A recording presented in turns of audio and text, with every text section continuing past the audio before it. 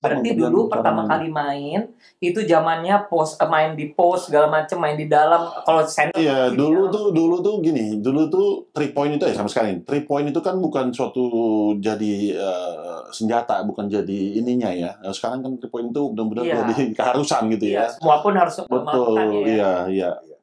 Sebenarnya basket satu negara butuhkah satu blueprint yang sama? Saya setuju. Blueprint dalam arti ya gimana kita membuat kan ujungnya itu timnas, ya kan, prestasi timnas kan.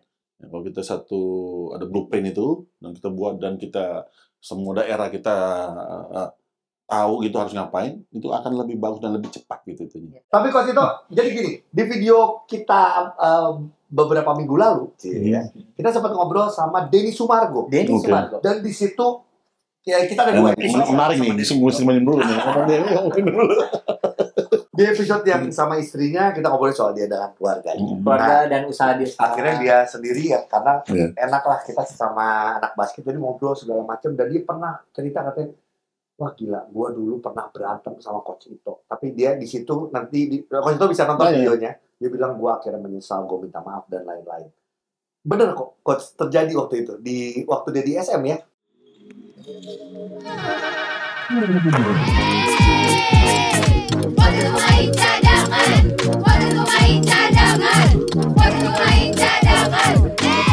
Kita mau mulai, lu ngapain sih, Jo? Banyak yang nanya, sepatu apa sih yang biasa ada di podcast Mencaringan on YouTube? Kali ini rigornya nggak pakai laces loh. Ini adalah namanya Future. Iya, ini bukan sepatu basket, ini bukan sepatu lifestyle. Sepatu lifestyle. Tadi ada tulisannya Austin Reeves. Jadi kalau misalnya ada yang mau, silakan langsung kontak Austin Reeves. Nggak usah. Susah ya. Udah alamat ini aja, nggak usah kontak Austin Reeves-nya. Tapi kalau pengen dibeliin, boleh minta orang di sebelah saya. Orangnya senang ngebeliin dong. Iya, ini sangat spesial. Iya, dulu Rang Tuna gue dibeliin. Kebakar. Lu nggak tahu parah emang. Padahal cabangnya udah banyak, Jo. Lu belum datang, parah lu. Sekarang rahangnya udah nggak ada. Tinggal kepalanya. Coach, namanya apa? Rang Tuna Victor Roring gitu? Namanya Dabu-Dabu Lemon. Oh, Dabu-Dabu. Sekali lagi terima kasih sudah hadir di sini di podcast Meja dengan on YouTube. Kali ini kita akan ngobrol dengan pelatih legendaris, pemain legenda juga di IBL. Legendaris itu angkatan Malin Kundang. Sintio Eng Hyong. Oh iya tahu. Sintio Hablu satu lagi.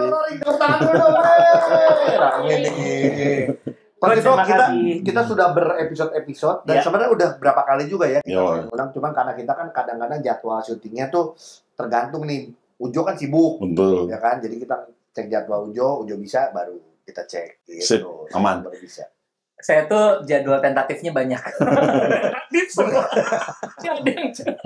Gak ada yang pasti. Kita biasa ketemu di lapang coach. Kali ini kita undang ngobrol sini karena kita tuh ingin juga ingin memberikan juga banyak sekali informasi, paling tidak ingin memberikan kepada para cadangan kita yang makin lama makin muda nih. Penggemar basket Indonesia ini makin muda.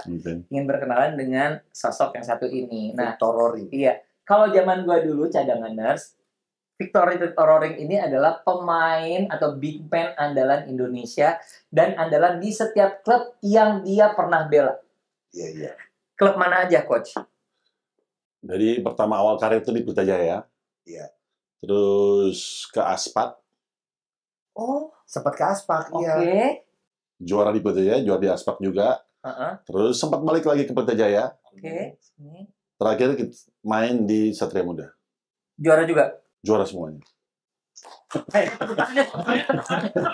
Ini yang kadang kita harus tahu, berarti coach itu sebagai pemain ya, berapa kali juara coach dari zaman ini, kita ngomong Kobatama lah ya. Waktu juara itu hanya 5 kali, 2 kali di Prima bukan hanya banyak itu. Karena lebih banyak pelatih daripada main. Itu kalau kita ngobrol sama Michael Jordan itu cuma bisa kayak itu berapa? Gua 65. Beda satu. Begitu 3 berbeda lagi ya. Jadi di Pelita Jaya 2 kali. Iya. Oke. Di Aspak 2 kali, di Satria Muda sekali. Wow, lengkap banget. Iya. Di saat-saat itu boleh cerita sedikit nggak? Sebenarnya iklim basket Indonesia tuh seperti apa sih, Coach? Zaman itu.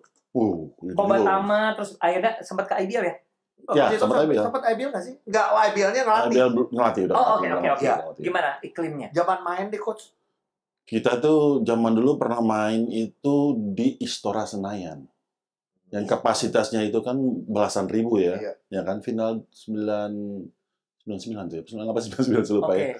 Itu kan gor paling megah dan paling rame paling banyak penontonnya di zaman itu ya. Nggak ada lagi yang sebesar itu. Nonton bulu tangkis kadang-kadang. Iya, benar. Iya, ini final basket waktu itu Kobatama tuh di Istora Senayan. Wow. Dan dia full. Terus ada pernah All Star juga, All Star Game juga di situ. Pernah bikin di situ sama Bung Helmi Yahya bikinin di situ ya gitu ya. Perang bintang. Full. Iya, perang bintang namanya. Betul sekali. Iya. Full. Zaman itu ya basket jadi sama juga dengan zaman sekarang. Oke. Ramenya, antusiasnya gitu ya, sangat luar biasa. Nah, Coach itu kalau ngomong sama kayak zaman sekarang, berarti sudah kembali lagi sama nih kayak dulu, antusiasnya atau apa, Coach? Kalau menurut saya iya, udah sama.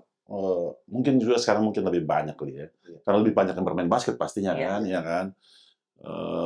IBL, terutama juga DBL gitu ya, yang bikin basket Indonesia tuh tumbuh luar biasa. Dan prestasi timnas kita juga kan cewek dan cowok tuh sangat-sangat luar biasa ya. Jadi basket itu otomatis dia naik luar biasa. Timnas Coach itu tadi kita ngomong klub, kalau ngomong timnas sebagai pemain, Coach itu main di timnas dari tahun berapa sampai tahun berapa, Coach?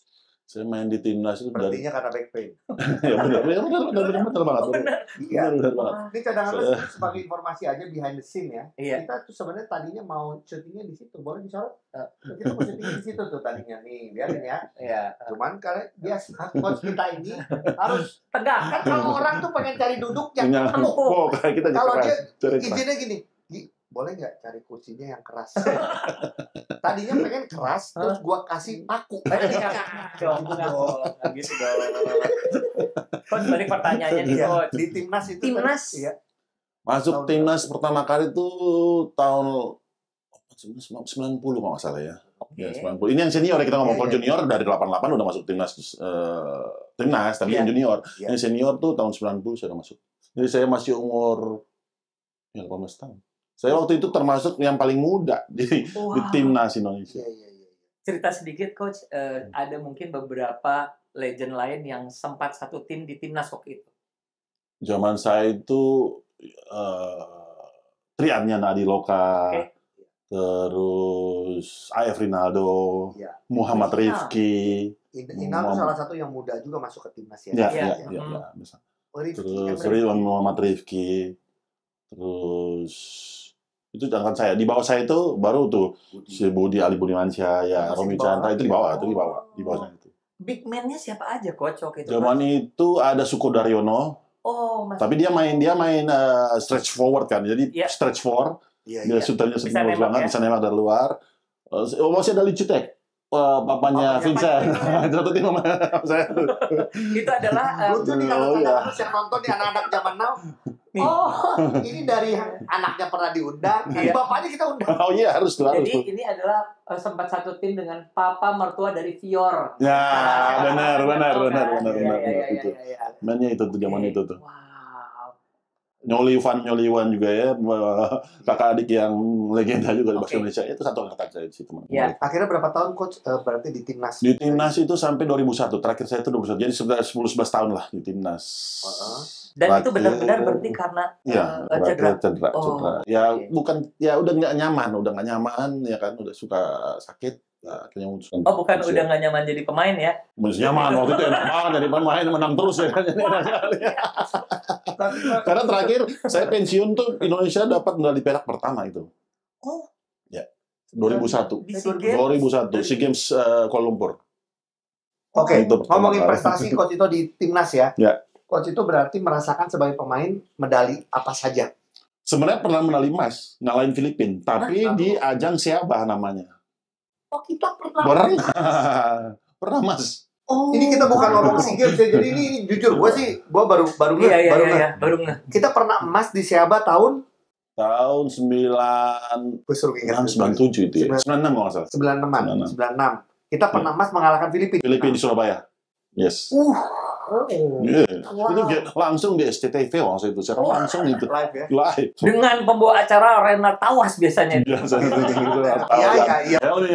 Iya. Rena Tawas. Betul. Berarti itu. Terus kalau di SEA Games sendiri sebagai pemain, tahun 2001 Perak. berarti Coach itu sebagai pemain itu sudah punya perak ya, Iya. selain sebagai pelatih di 2015 Iya. gitu ya. Oh, sebelumnya saya juga pernah, itu kan 2015, 2007 saya juga pernah di Perak. Pelatih. Sebagai Pelatih. Yes.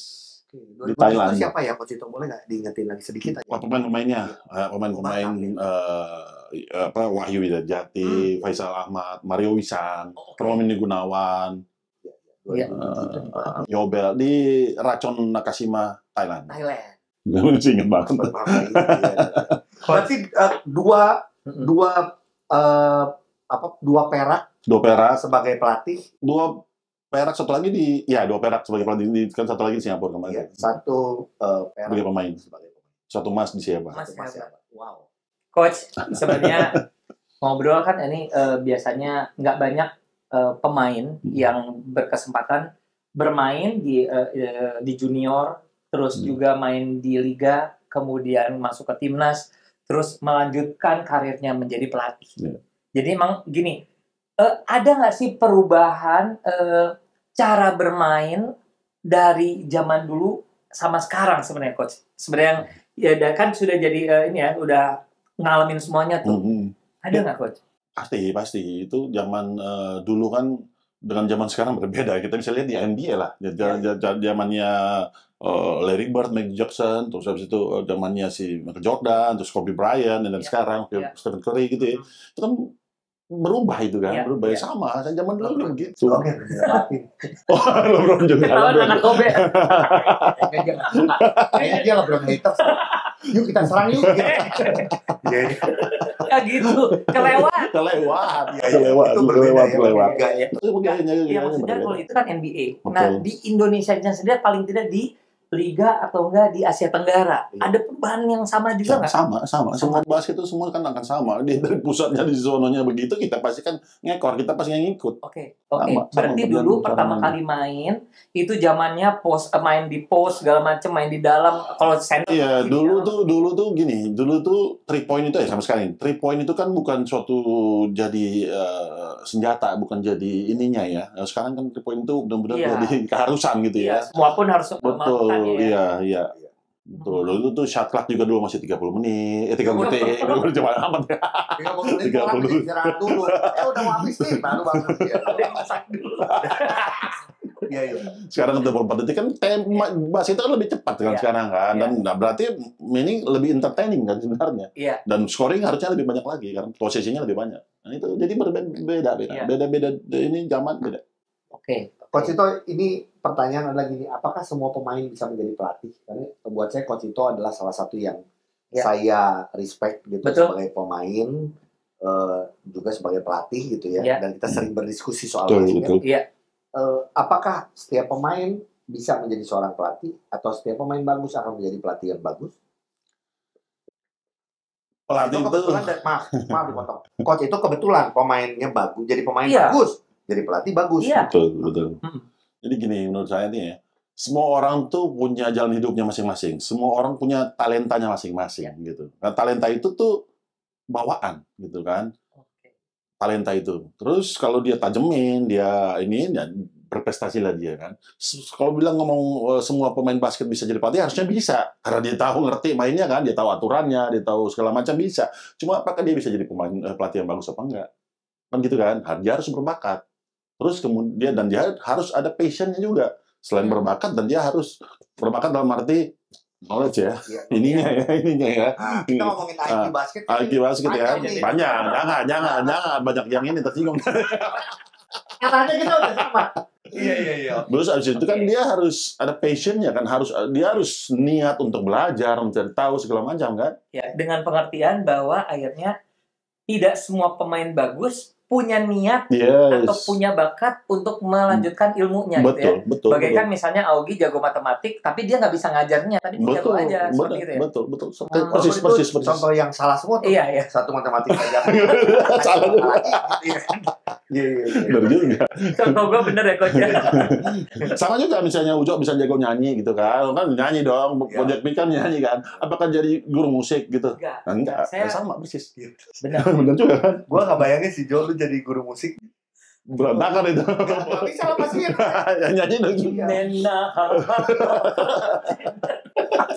Oke. Jadi jelas seperti itu ya.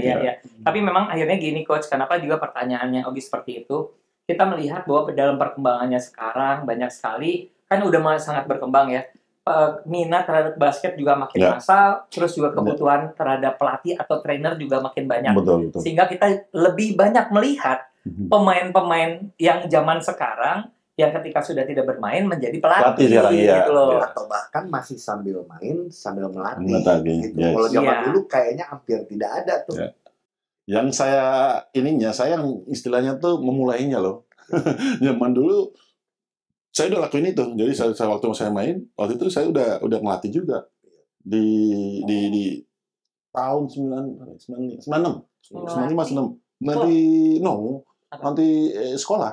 Sekolah. Pertama nanti sekolah IPK Tomak tuh. My first love itu. Kalau kita ngomong pelatih SMA gitu ya, kita suka nyebutin Coach Ricky, nyebutin lagi banyak lah ya sekarang. Sebenarnya sudah dimulai dari 96 udah jadi pelatih SMA. Jadi gini, lagi masih bermain. Masih bermain itu udah, kan pensiun kan 2001. Iya, masih aktif. Tapi pelatih IPK juga. Iya. Anak teman-teman IPK ini udah pasti yang lulusannya juga udah. Iya. Lupa. Iya. Oke, siapa? Jadi mungkin yang memulai tren di Indonesia salah satunya ya. Iya. Saya duluan, abis itu jadi terus pelatih Perbanas itu tahun 98 ya. Lupa. Udah pelatih. Perbanas waktu itu dapat prestasi juga. Waduh. Iya. Jadi nggak enak. Gua tahu tuh Hanur dulu tuh antara dapat prestasi atau dia benar-benar lupa kapan yang mau dapat gitu deh. Seingat saya cuma sekali doang di final. Oke. Selainnya berarti kan juara terus tuh. Oke, itu zaman ngelatih si Faisal. Faisal Perbanas kan? Faisal Perbanas ya? Siapa? Si Welly. Saya ingat Welly, saya ngelatih Welly, Rianson Sumorang, Bogi Setiawan, Amin Printono, Wenda Wijaya. Terus ke atasnya lagi ada namanya Teguh, terus apa lagi ya? Adivianto. Terus fotografer andalan kita siapa? Arya juga, iya benar. Terus dan lain-lain, saya kebanyakan saya latih. Oke. Coach itu berarti ini jadi kemana-mana ya. Jadi gini, sebagai pemain sudah mendapatkan prestasi, pelatih nasional, pelatih timnas. Terus kalau kita ngomong pelatih klub, kita tahu di SM berapa kali terus juara sebagai pelatih? 6 kali ya. 6 kali. Berturut-turut loh. Iya. Ya itu yang saat gini. Karena gini Coach Ito, gue di sini ya mau menyampaikan walaupun Coach Ito pasti sudah tahu karena gue sama Ujo sering ngobrol. Iya. Gue adalah fans Aspak. Oke. Iya. Dan Ujo bahkan. Padahal kita beda generasinya, tapi kita sama-sama fans Aspak. Tapi kita tahu bagaimana masa-masa dominasi Aspak itu diselesaikan, dipatahkan oleh Coach Ito dan tim gitu loh, SM gitu. Nah setelah itu berarti gini, Perbanasnya pernah juara berarti. SMA pernah nggak waktu itu jadi buat? Juara gitu. Dulu dan dia. Oh iya. Jadi waktu kita ngomong video soal Coach Ricky, kita bilang, wah ini orang hoki banget nih, juara gini. Ternyata enggak dulu, ternyata kita dulu kita baru sadar. Coach Ricky, sorry Coach Ricky. Tapi dia, tapi balik lagi, ingat di video Coach Ricky adalah sangat mengidolakan Coach Ito, dan Coach Ito sendiri yang membawa dia. Jadi kalau misalnya lu ngomong apa-apa, dia akan mulai, Coach akan mulai, aduh, wow, karena terlalu banyak prestasinya gitu loh. Iya. Coach, tapi ngomong lagi, kita ingin membandingkan masa sekarang dengan yang dulu. Kita ngerasa dulu itu basket masih satu olahraga yang kayak eksklusif. Maksudnya belum terlalu massal. Di masa tahun 90-an tentu saja di Indonesia yang lebih terkenal badminton dan juga sepak bola pasti itu. Betul. Nah, sekarang itu kan pemasalannya jauh lebih masif gitu ya. Tapi kenapa? Ini pertanyaan iseng aja. Kenapa ketika when it comes to pemain profesional atau pemain yang nanti jadi calon pemain nasional, kok kita ngerasa masih terbatas ya pilihan kita ya? Nggak terlalu banyak gitu ya? Jadi di grassroots justru banyak gara-gara DBL, kita harus akui itu gara-gara DBL ya kan, seluruh Indonesia itu seluruh daerah. Nah, cuma kan di atasnya itu hanya satu kompetisi profesionalnya hanya IBL gitu. Sementara kalau di Filipina itu banyak dia punya ada PBA, ada liga-liga itu banyak gitu loh. Di liga-liga profesional gitu ya. Liga ya, bukan turnamen. Liga. Bukan turnamen gitu ya. Jadi itu kan kurang. Itu kan kalau di IBL kira-kira ada berapa tim? 12 tim kan, ada 15. Cuma ratusan orang yang ada di sana kan. Ya. Jadi ya itu pun juga banyak yang ada yang layak. Iya. Gitu kan. Betul. Jadi balik lagi ke masalah yang kita sering bahas adalah kurangnya kompetisi, ya, dan ya di tingkat yang lebih tinggi lah ya. Gitu. Maksudnya kompetisi berjenjang ya setelah dia dari pelajar ya betul. Atau liga mahasiswa, ya ada lagi liga-liga yang lain tuh itu sebenarnya bagus sekali.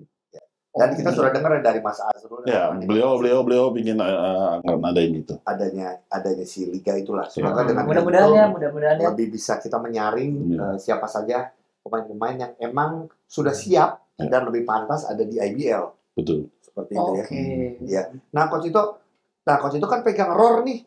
Ya. Betul. ROR ini juga coach itu juga salah. Saya nggak pegang sih, saya yang punya. Oh iya.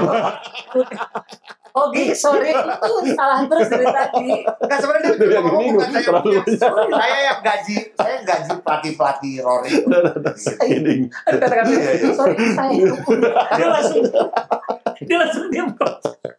Coach itu ada berapa tahun ROR ini? Dari ini dulu ya, si FRBA. Ya, FRBA ini tahun ini spesial tahun ke-10.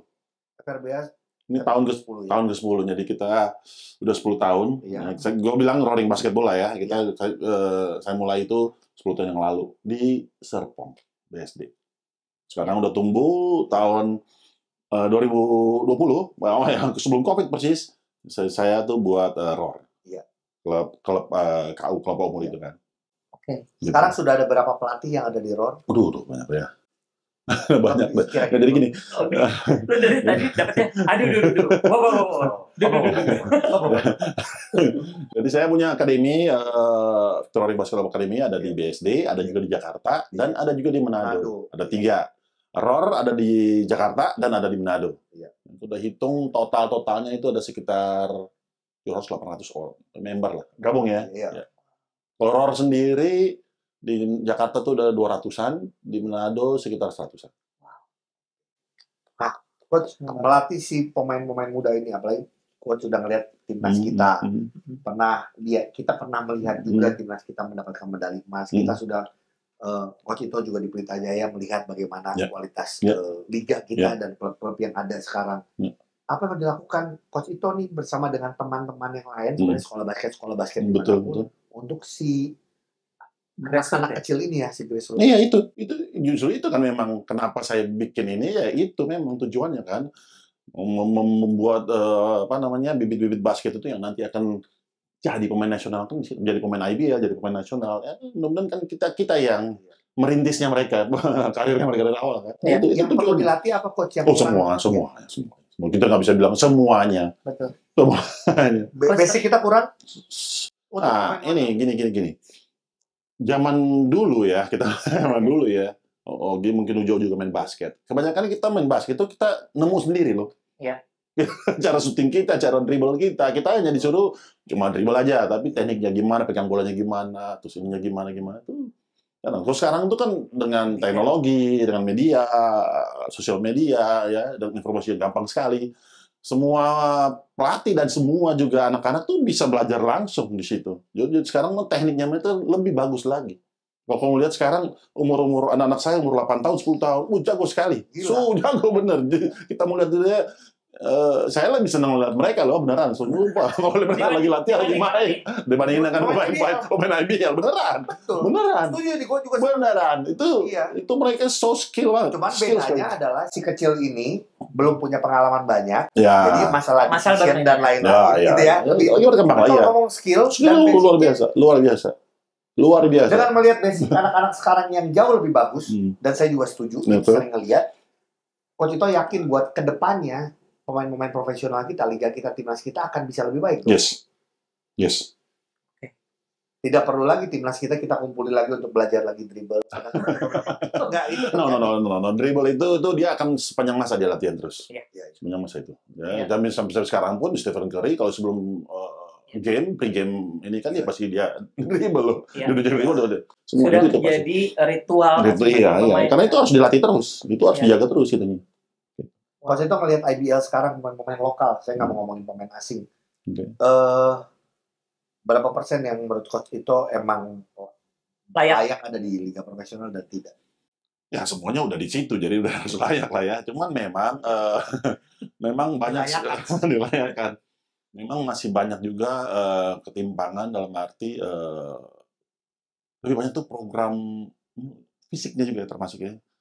Program fisiknya itu saya rasa agak lumayan berbeda gitu ya ininya ya. Jadi kita contoh ya tim saya. Nah itu punya bos saya, bukan saya. Itu Jaya. Itu nggak bisa nih. Tapi ya, kita tuh nggak ragu-ragu untuk invest rekrut bawa strength conditioning dari luar. Padahal kita punya Coach Manto tuh ntar lagi PhD dia itu. Tapi kita nggak ragu-ragu untuk bawa dari luar juga. Dari Amerika kemarin, terus dan dari Spanyol kemarin. Kita nggak sama sekali nggak. Karena kita tahu itu penting banget faktor itu. Iya. Dengan gaya permainan yang sekarang, strength and conditioning ini adalah salah satu faktor yang paling penting. Itu yang dilakukan oleh Sintayong sebenarnya waktu itu ya. Jangan sampai gue nyanyi lagi. Gimana lagunya, Jom? Kenapa harus Sintayong? Enggak. Iya, maksudnya yang dibenahi adalah fisik dulu. Itu yang coach itu lihat di liga sekarang belum sama lah. Itu membuat mungkin akhirnya itu yang membedakan tim-tim yang ada di IBL. Terus pemain-pemain lokal kita soal confidence gimana coach? Ini juga gua mau sering membahas. Maksudnya dengan adanya pemain asing yang semakin bagus, harusnya pemain-pemain lokal kita tugasnya apa? Nggak, seharusnya itu ketarik. Seharusnya mereka itu otomatis itu ketarik loh, skillnya, knowledge-nya, fisiknya harusnya ketarik. Karena kalau enggak mereka mau bersaing dengan sekarang ada 3 loh, bukan cuma 2 loh pemain asing dalam termasuk naturalisasi itu. Itu kan harus bersaing dengan mereka harus upgrade secepat mungkin itunya mereka, semuanya mereka. Harusnya mereka ketarik gitu. Harusnya ketarik. Kenyataannya kalau tidak ketarik itu karena apanya berarti?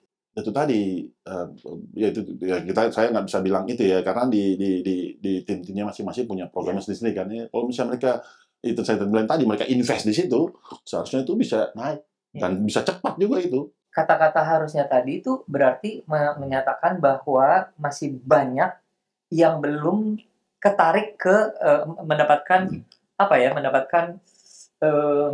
keuntungan dari kehadiran dari pemain gitu ya. Betul.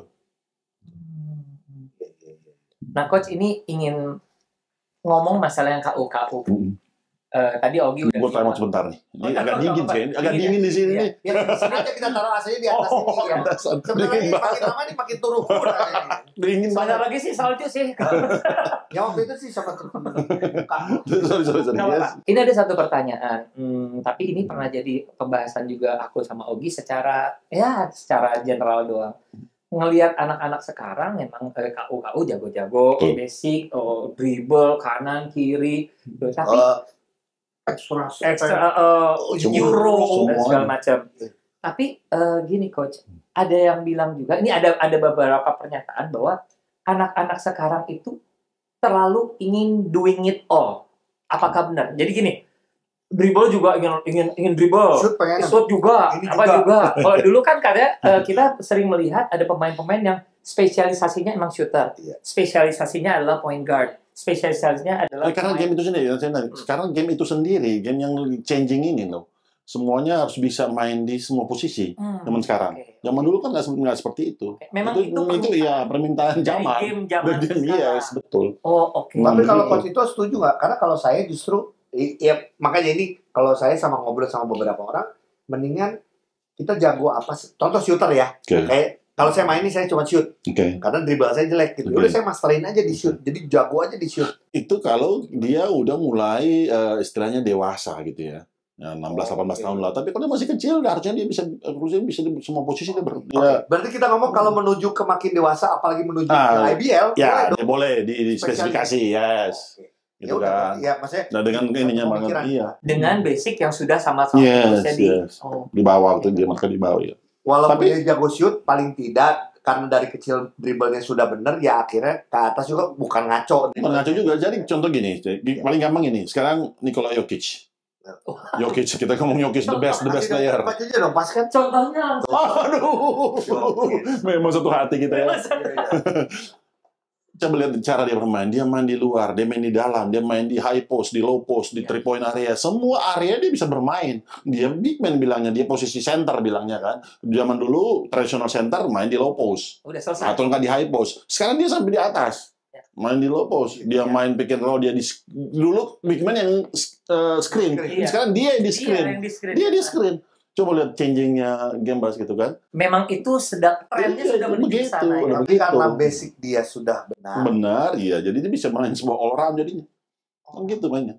Oke, tapi setuju ya soal ini karena seringnya kita ngebahas soal IBL ya, bahwa semakin dewasa, lu apalagi sekarang dengan ada pemain asing, lu sudah harus tahu spesifikasi lu sebagai apa. Ya, itu ininya dia, ya. Kalau kita ngomong lokal kita good defense, itu yang paling penting lah itu semuanya, dan adalah lu harus bisa shoot. Betul. Ya itu. Shooting ini sekarang ini sekali. Jadi sesuatu banget gitu loh. Ya. Nah, coach, ini gimana pandangan coach terhadap kondisi gini? Ada orang-orang ketika tidak ada pemain asing, dia big man. Oke. Nah, ketika ada pemain asing, dia jadi tidak terpakai karena kurang big atau enggak bisa. Kayak contoh Vincent deh. Kalau menurut coach itu harus gimana? Karena Vincent sebenarnya dia shoot bisa. Bisa. Harus digimanain tuh kalau pada saat itu zaman saya. Zaman gue main gitu dulu ya. Sama kan, tradisional main di bawah kan. Sekarang gede banget. Gue langsung latihan 3 point. Yang dulunya nggak bisa 3 point, dilatih dan langsung bisa. Dan langsung bagus. Dan gue dulu presentasi 3 point dulu one of the best. Iya. Latihan pasti harus. Karena kalau enggak kita nggak survive. Itu maksud saya. Berarti itu tidak berubah loh cadangan. Artinya dari zamannya Coach Ito ke zaman sekarang pun artinya ya ini sekarang pemain-pemain yang di posisi 5, 4, 3 udah pasti. Ya istilahnya sekarang semua posisi harus bisa shoot. Harus bisa. Apalagi dan ada pemain asing. Iya, harus bisa. Ya semuanya ya, bukan yang syutingnya aja. Ya misalnya defense-nya dicakepin, badannya ditebelin, misalnya supaya jaga yang gede-gede bisa dia kuat. Yang penting apa? Badannya ditebelin. Biar kuat. Ketebelan. Benar juga. Masalahnya berarti gini, cadangan ini sebenarnya ada satu hal yang bagus dari Coach Ito yang ngomong sendiri bahwa Coach Ito ngomong dengan kepercayaan diri dia ya. Dia bilang adalah gue akhirnya latihan 3 point one of the best waktu itu. Dari sebelumnya hanya sebagai pemain posisi 5 gitu ya. Nah, artinya gini cadangan pasti bisa. Betul. Kalau lu mau latihan, lu mau melakukan itu yang orang nyebutnya repetisi dan lain-lain, pasti bisa. Benar nggak? Betul. Nggak ada yang ngomong nggak bisa. Betul. Ya kan, kalau nggak kita ditelan ini kita ditelan bumi, ya kita harus survive kan. Ya, harus begitu. Kalau dia mau menang harus begitu. Karena kenapa gue lakuin itu? Karena gue mau menang. Itu dia. Sekarang kita ngobrol masalah ini, Coach. Gimana pandangan Coach Ito terhadap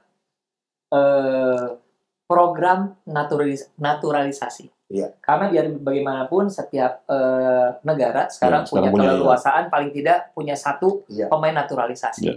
Nah, kira-kira kalau pandangan pribadi dari Coach Ito adalah orang yang setuju dengan naturalisasi atau enggak? Saya setuju. Saya setuju banget. Tapi apakah ini butuh diprogramkan? Ya, karena gini, program yang dilakukan oleh basket tentu saja akan berbeda dengan sepak bola tentu saja betul. Ada aturan-aturan yang berbeda. Nah, ini maksudnya gini, setelah misalnya kita punya siapa terakhir kita Anthony Bean. Udah Bean terakhir. Nah, apakah kita harus ada mulai lagi mencari dari yang KU-nya atau apanya lah seperti itu? Yes. Kita harus mulai dari malah busuk hadang dari bawah lagi kalau bisa. Yang lebih mudah lagi. Lebih mudah lagi.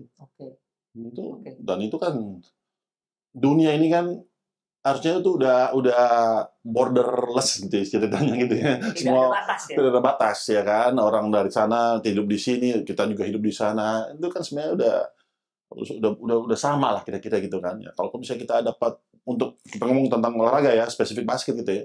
Kita tahu basket itu ya kita butuh orang tinggi gitu kan. Ya dan di sini kita susah mencari orang tinggi, terpaksa kita mesti buka itu untuk cari di luar kan. Coach Ito, size matters di basket. Yes. Udah itu aja. Terus ya itu penting. Setuju sama. Makanya gua susah gua betis ya. Yes. Betis matters. Coach, berarti gini, sekarang kita butuh, kalau kita nanti sekarang, saya dengar juga emang nih Perbasi dan juga dari Kemenpora mencari pemain-pemain naturalisasi yang dimana katanya sekarang hanya boleh yang ada turunan. Katanya. Heritage. Iya. Cuma dong ya gitu. Kayaknya itu juga dan yang ini juga. Udah bisa ya, bisa juga. Nah, tetap kita butuh pemain posisi berarti posisi 4, posisi 5 yang kita semuanya. Kalau kita bilangnya semua 1, 2, 3, 4, 5 kita butuh semuanya. Kalau harusnya ya. Awal-awal dulu mungkin yang paling utama yang butuh. Ya dulu ya karena kita udah punya lah kecil-kecilnya kalau kita bilang kita punya gitu kan. 2018 waktu kita Asian Games saya pelatihnya gitu kan. Nggak dapat, yang ada hanya Jamar Johnson aja dan dia bukan big man, dia itu small forward kan. Nah, sekarang waktu itu sesudah itu datang si Prosper, datang si Marcus Bolden. Nah, lihat signifikannya kita jadi timnas kita kan langsung melejit gitu itunya ya. Ya pasti ke depannya ya kita butuh karena kita susah mencari big man itu di Indonesia itu susah. Iya. Berarti kita sebenarnya tinggal mengikuti atau mengcopy negara lain kayak Thailand salah satunya adalah sekarang dia nggak cuma big man ya, si yang kecil-kecil pun juga di list atau Lem siapa? Dari Milan, ya betul. Macam itu juga, itu pemain ya dan lain-lain. Iya jadi itu namanya bersama. Iya. Nah, berarti kalau sekarang sih udah ada di tahap memang kalau kita dapat mencari naturalisasi ya, kalau bisa semua posisi. Gitu ya. Dan ini dan lokal silakan semangat untuk bersaing. Iya, gitu ya. Harus ini terjadi di olahraga di mana aja. Ada satu pertanyaan untuk coach nih. Sebenarnya basket satu negara butuhkah satu blueprint yang sama? Saya setuju. Blueprint dalam arti ya gimana kita membuat kan ujungnya itu timnas, ya kan prestasi timnas kan. Ya, kalau kita ada blueprint itu dan kita buat dan kita semua daerah kita tahu gitu harus ngapain, itu akan lebih bagus dan lebih cepat gitu itunya. Sepengetahuan coach sekarang, sudah adakah blueprint ala Indonesia? Senyum, aku nanya doang. Tadi akhirnya hampir 45 menit kita. Kalau tadi kan dia jawabannya selalu. Sekarang dia cuma senyum aja. Waktu itu kita cocoknya sebenarnya gaya bermain. Ya gini, kita belum ada gaya bermain Indonesia. Kalau mungkin Filipina ada mungkin gaya bermain Filipina. Iya. Ada Indonesia paling cocok sementara. Kira kita udah mencoba pelatih macam-macam ya. Ada Serbia, kita mencoba pernah Korea, zaman dulu. Terus juga gaya kalau zaman dulu China kali segala macam. Itu sebenarnya cocok yang seperti apa ya di zaman now ini? Zaman now itu Jepang itu jadi pilihan menarik. Wow, ini obrolan jadi asik banget. Oke, gimana? Kenapa coach? Kalau kita lihat Jepang sekarang dia lumayan bisa bersaing dan luar biasa loh Jepang itu kan. Dulu putrinya dia, kalau kita ngomong ketemu Cina ada pasti kalah. Sekarang Cina bertahun-tahun kalah sama Jepang. Karena ininya mereka tuh luar biasa. Kalau saya bilang kita harus belajar dengan Jepang. Kalau tiba-tiba kita mencoba seorang pelatih Jepang untuk menjadi menarik. Atau mantan pemain pelatih Jepang, kan bukan harus orang Jepang. Oh iya. Karena pelatih Jepang juga bukan orang Amerika, dia orang Amerika yang sekarang. Sebelumnya kan kalau putra itu dari Argentina. Menarik tuh. Iya, bisa. Iya. Oke. Wah, jadi asik. Oke, tapi Coach itu jadi gini, di video kita beberapa minggu lalu, kita sempat ngobrol sama Denny Sumargo. Dan di situ ya kita ada dua episode. Menarik nih, semuanya dulu nih. Di episode yang sama istrinya kita ngobrol soal dia dengan keluarganya. Keluarga dan usaha dia. Akhirnya dia sendiri ya, karena enak lah kita sesama anak basket jadi ngobrol segala macam. Dan dia pernah cerita katanya, wah gila, gua dulu pernah berantem sama Coach Ito. Tapi dia di situ nanti Coach Ito bisa nonton videonya. Dia bilang gua akhirnya menyesal, gua minta maaf dan lain-lain. Bener kok, Coach, terjadi waktu itu waktu dia di SM ya. Waktu di SM, di SM dan timnas gitu loh. Sama juga ya, pas kita juga tua, gue juga inget waktu itu ya. Gue juga sama kan Denny, pasti gue juga harus minta maaf sama dia, ya kan? Karena itu yang kita lakuin itu benar-benar pemain dan pelatih, gitu kan? Pemain dan pelatih ya, porsi dia sebagai pemain, porsi gue sebagai pelatih, gitu kan? Dan gue sangat hormati Denny, dan gue sangat Denny itu kan jago banget ya. Jago banget. Kita ngomong jago banget dia itu ya. Denny itu juga punya sesuatu ternyata di luar basket, dan benar waktu itu gue udah ngomong lah hampir semua orang sama asisten coach yang lain, bahwa dia itu punya, dan benar dia di dunia entertainment dia sukses banget kan, dia punya bakat di situ kan. Dan kita udah lihat waktu dari zaman itu loh. Udah kelihatan. Iya, udah kelihatan. Dan apa namanya? Dengan jalan hidupnya dia seperti itu, gue sangat respect dengan dia. Dia bisa istilahnya sukses di basket dan sukses juga di dunia entertainment. Itu tuh luar biasa. Nggak mudah. Tapi waktu itu pertanyaan tadi, yes, kita pernah agak sedikit clash waktu itu. Tapi itu menurut gue itu ya bagian dinamika dari sebuah tim. Iya. Denny juga bilang gitu. Iya, itu ngerasa bahwa apalagi gue waktu dulu masih yang sangat berapi-api, gue masih muda, gue jadi terlalu berani lah segala macam. Iya. Betul sekali. Iya.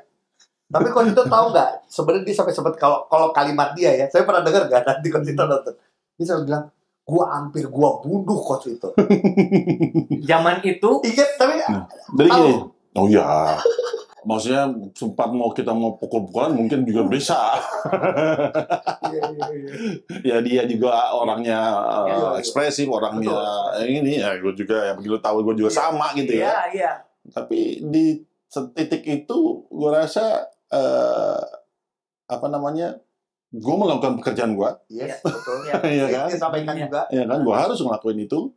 Dan gue pikir dulu itu bagus gue kasih pelajaran untuk dia, karena itu tugasnya gue sebagai pelatih.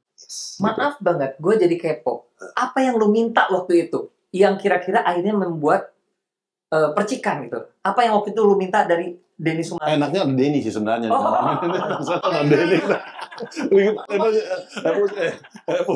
Episode berikut gitu ya. Oke. Iya. Tapi memang ada satu momen di mana permintaan lu ditampik atau tidak dilakukan oleh Denny waktu itu atau apa? Hanya masalah itunya? Kira-kira. Jadi, ya waktu itu semuanya tuh pertama dipicu itu mulai dengan indisipliner ya pasti kan indisipliner waktu itu. Denny itu tinggalin hotel waktu itu kita lagi tanding di Bandung tuh jadi kita waktu itu jadi gini, zaman itu 2007 itu kan 2007 itu kan ada timnas, terus ada juga IBL ya.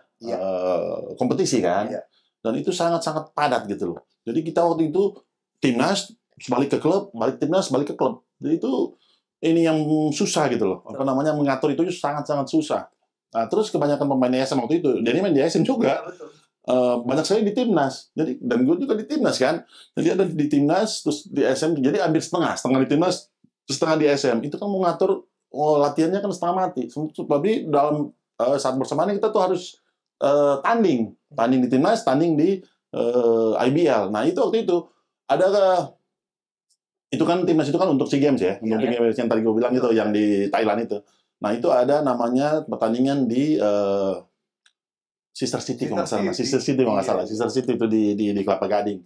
Nah sesudah itu sesudah itu kita tanding di betul, main di Bandung, dari timnas langsung ke Bandung. Nah itu waktu di Bandung ini Denny waktu itu saya dilaporin waktu itu dia keluar. Yes, nggak tinggal. Kabur lah. Ya kabur. Itu sih waktu itu dan saya kasih harus dong, gua harus kasih pilihan itu doang. Dan sesuai dengan kapasitas ya emang coach. Iya, gua pelatihnya, ya kan, gua kan harus jaga tim itu dan juga gua harus kasih ke dia disiplin istilahnya, ya supaya dia itu kan gitu aja. Seru banget memang kan. Seru banget. Tapi ya itulah pasti namanya ya kita sebenarnya yang kayak gitu adalah sebenarnya jadi satu pembelajaran karena kalau dari Denny sendiri cerita bahwa dari situ gue justru belajar karena gue emosional, gue segala macam. Jadi gini, jadi kan dia itu jago banget ya MVP nggak salah di season itu ya. Ya karena kan di situ akhirnya saya nggak pilih dia di final. Di final saya nggak mainin dia gitu ya. Karena saya waktu itu udah selesai dia udah selesai tapi pesanan bos tolong Denny harus main. Oke siap bos. Tapi tetap Iya, itu iya. kan call-nya gua. Ya Iya. oke, ada di bench, habis saya nggak mainin. Nah, jadi waktu itu konsekuensinya dia di timnas akhirnya. Timnas akhirnya dia juga dia coret gitu dari timnas. Oh, di saat itu. Nih, kan itu kan barengan akhirnya kan. Oh, iya. Wow. Perjalanan, Jo, Wow, dan buat what a gue drama ya. setiap kali ya buat gue ada pemain pelatih setiap ada gesekan dan lain-lain Iya. sebenarnya menjadi Iya. hal yang baik Iya. sebenarnya Iya. banyak hal yang bisa dipelajari sebenarnya. Pasti. Dan kita juga mengetahui bahwa sebenarnya sosok Denny ini adalah kayak bola api sih zaman itu ya, masih meledak-ledak, ingin exist, jago banget. Jago sih. Iya. Jadi kalau bilang dia pemain sombong sana, Wajar lah boleh sombong. Boleh ya. Beda kalau gua tiba-tiba ngomong sombong iya, nggak pasti, nggak ada. itu basket lucu. Coach itu terakhir aja, Coach itu sekarang sudah punya sendiri nih ya. Yang punya sendiri nih ya. Roar, ya kan. Terus juga akademi. Terus kalau ngomong restoran, tadi kita udah bilang ada apa sih seafood? Double lemon. Dabu lemon. Itu di mana? Dabu lemon ada di JDC. Jakarta Design Center. Di itu juga ada. BSD juga ada. Ada Porkis. Porkis ada di. Apa itu? Oh, lu coba Jo. Kayaknya nggak mau lihat tuh. Dan kalau nggak salah dengar akan ada lapangan basket. Cerita sama cadangan. Ada lagi nih. Setelah Roar kan itu salah satu lapangan terbaik. Oh, jujur Ror. Ini Bangka, ya. Bangka. Iya. Ini ada lapangan lagi yang sedang dipersiapkan. Ya, ada Di daerah mana? di Jakarta Utara. Oke. Jakarta Utara. Konsepnya seperti apa, Coach? Boleh cerita, Spill? Kita akan bikin berbeda karena itu kita mungkin pertama kali ya. Kan kalau lapangan basket itu di satu tempat tuh 1, 2, Ini tuh bedanya? 3, ini ada 4 nanti di sana. Waduh. Wow, tempatnya Jakarta Utara. Tapi semua versi yang mini ya semua. Enggak gitu dong. Enggak gitu dong. 4 ya 4. Boleh bocorin nggak kira-kira daerah mana Jakarta Utaranya? Di daerah Ancol nanti. Jadi nanti di sini ada JIS, di sini ada lapangan basket juga ya. Iya. Sini ada Alex di sini ya. Enggak tahu. Udah nggak ada. Udah nggak ada. Jadi kan saya udah punya lapangan tuh di Manado juga punya, terus di BSD punya, di Kemang, sama ini tuh kan udah 7, 8 pemain. Ya mudah-mudahan tahun depan kita ada 12 lapangan lah targetnya. Wow. Yang Saudagar punya sendiri. lapangan. Punya sendiri.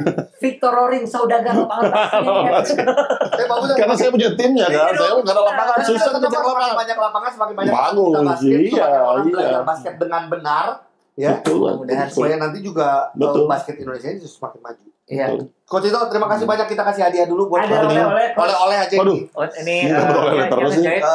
Orang tuna. Udah tiap hari. Enak juga orang tuna. Mau banget. Sama lu Coba, harus coba coba. pertama rahang tuna, kedua lu makan porkis. Ya, gue harus dalam keadaan tidak sadar dulu ya. Sekali lagi, cadangan obrolan dengan Coach Ito ini merupakan satu rezeki buat gue sama Augie. Iya. Kita biasa ngobrol, biasanya di Selalu. pinggir lapang. Iya. Sorry, dijadiin cadangan. Pernah jadi cadangan nggak tapi? Wah jarang nih kayaknya, jarang nggak diucap. Waduh, saya nggak Denny. Gue kalau ngobrol sama siapapun ya, selama ini ya kita undang, kita kan udah hampir 1 tahun lah ya. Masih ada tuh yang ngalamin, ya gue dulu pernah cadangan. Enggak. Nih ya, juara di 3 tim, juara waktu ngelatih, juara waktu ngelatih di klub, di kampus. Sorry, Cadangan enggak ya. lapangan basket, terus kuliner, tinggal DPR aja. Hati-hati. Hati-hati. Ini apa Manado Sulawesi Utara udah siap-siap nih. Coach sehat, Ya. mudah-mudahan kita Thank you. sukses semua usaha-usahanya dan Thank you. mudah-mudahan obrolan kita yang tidak sempat terjawab sama Coach itu tentang blueprint itu akhirnya terjawab di masa Pengurusan permasian sekarang. Tapi saya yakin ini pengurusan sekarang nih pasti lebih bagus dari Amin. yang Amin. Mudah-mudahan langkah konkretnya lebih banyak ya. Terima kasih juga Coach Ito adalah salah satu yang membantu juga untuk memberikan masukan-masukan untuk timnas sekarang walaupun tidak langsung terlibat di Iya. BTN ya. Saya di BTN justru sekarang. di BTN. Tapi untuk kelompok putra junior. Untuk putra ya. Oh, Tapi oke. memberikan masukan yang saya dengar nih, nggak cuma buat putra. Oh, putri, ya. Masuk buat putri. Putri. Karena buat Coach Ito memberikan semua pikiran dan Ide terbaik. ide semuanya untuk basket dia orangnya. Once again terima kasih. Cadangan Sama-sama. inilah episode kali ini mudah-mudahan mendapatkan banyak sekali wawasan, jadi Iya. makin kenal sama Coach Ito. Jadi kalau misalnya nonton nih, Coach Ito tuh siapa? Gue udah nonton di pemain cadangan on YouTube. Terima kasih semuanya, bye-bye.